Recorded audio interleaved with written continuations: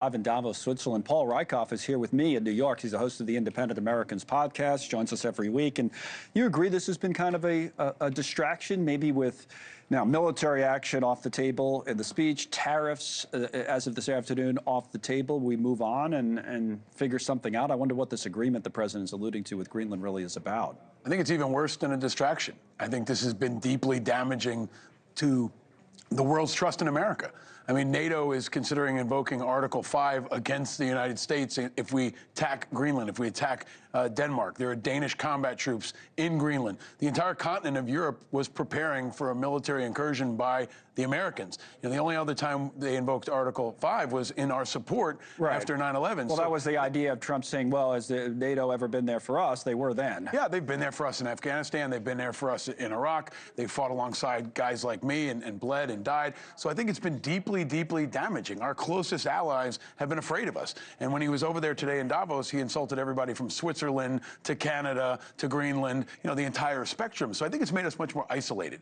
And it's made us much less safe. Our allies don't trust. Now, he may walk this back with a deal, right? But well, that's the thing. That's what I mean by distraction is that is not necessarily that it's not important, but, you know, Robert's talking about Ukraine. There's so many things that we could be talking about. And I wonder, you know, whether military action in Greenland was ever really on the table to begin with, or it was just something to kind of throw out there. You know what I mean? Well, the world gets talking about it for whatever reason. Yeah, I think the world has come to trust that Trump will do what he says. I mean, he said he was going to do Venezuela, and he did. He said that he'll strike, you know, boats in the Caribbean, and he did it. So when he says he might put troops in Greenland, they believe him, and I think they should. But I think the bigger issue was we already had military access to Greenland. We already had cooperation from NATO. We already had access to the Arctic. So Trump can spin this into a win, and maybe he'll get some gains out of it, but at what cost? We've really driven a rift in between NATO and the U.S. and Europe, and the biggest winner here has been Putin, not only because of our distraction, but because of the damage it's done to our closest alliances. I want to talk about that for a moment. First, Trump earlier today on Greenland, speaking at this speech in Davos at the World Economic Forum, where he took military action off the table. He's since added to all of this, but here's part of what he said. It's the United States alone that can protect this giant mass of land, this giant piece of ice, develop it and improve it and make it so that it's good for Europe and safe for Europe and good for us.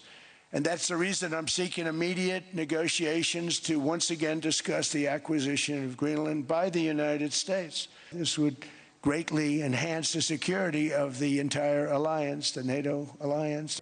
Now he says there is some sort of a quote-unquote future deal in place. Now, we don't know that that's the acquisition of Greenland. It could be something far less. It could be something much different.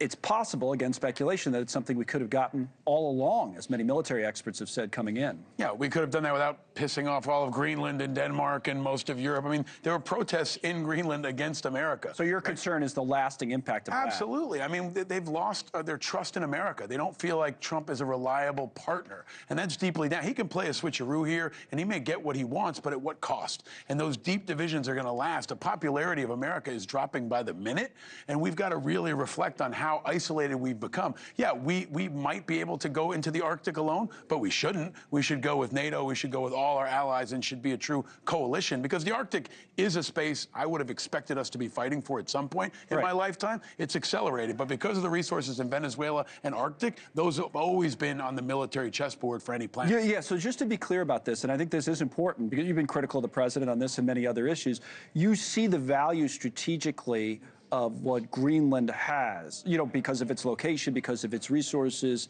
You just don't agree with the way that he's been going about it now. Yeah. You think there's value in Greenland strategically for the United States? Absolutely. That's why we've had military bases there for decades. Should we have more? There's a difference between planting the American flag and calling it the 51st state. Right, but we could add to those military bases. We could. We could do that without threatening to invade Greenland, right? We could have done that anyway here. So I think Trump is coming off as a bully, and I think that's really, really deeply damaging. We do need to be aligned against Putin to defend against any incursion in the Arctic, but the best way to beat Putin is beat him in Ukraine, right? Right now, they are losing tens of thousands of soldiers every single week in Ukraine, and if we want to push back Putin, we don't need to do it in Greenland. We need to do it in Ukraine, because that's where the fight is. Well, that's where the focus tomorrow is going to turn to, with Trump, Zelensky, and Witkoff in Moscow. I mean, they've got to, you know, Trump said earlier, says they would be stupid, meaning Zelensky and Putin, if they don't cut a deal. So I guess we'll see what happens. I mean, we've been here so many times before. The reality is that the lights are off in Kyiv. 600,000 civilians have had to leave Kyiv. because there's no power and no heat.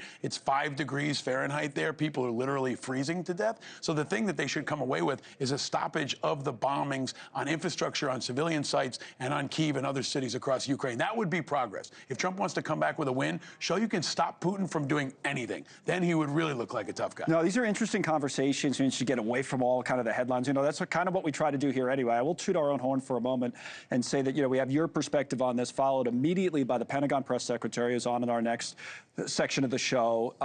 So we'll talk to her about what the Trump administration is saying. And even tonight in prime time, and I want to play a clip from this interview because part of it aired last night, we have the president, part 2 in the Katie Pavlich's show. And then, to show the balance and how I think we're the only ones having all the discussions. Cuomo's having Jacob Fry on, the mayor of Minneapolis. So it's a lot of a larger conversation all happening at once. The topic I wanted to bring up with you and the president that came up in the interview was Iran and what he said to her in the part of the interview that aired last night about Iran. Here's the president with Katie Pavlich. Well, they shouldn't be doing it, but I've left notification. Anything ever happens, we're going to blow the whole country is going to get blown up. So we forget about Iran. Now, Trump says if anything ever happens to him, he's left instructions to blow the entire country up. I mean, just that kind of language is unnecessary.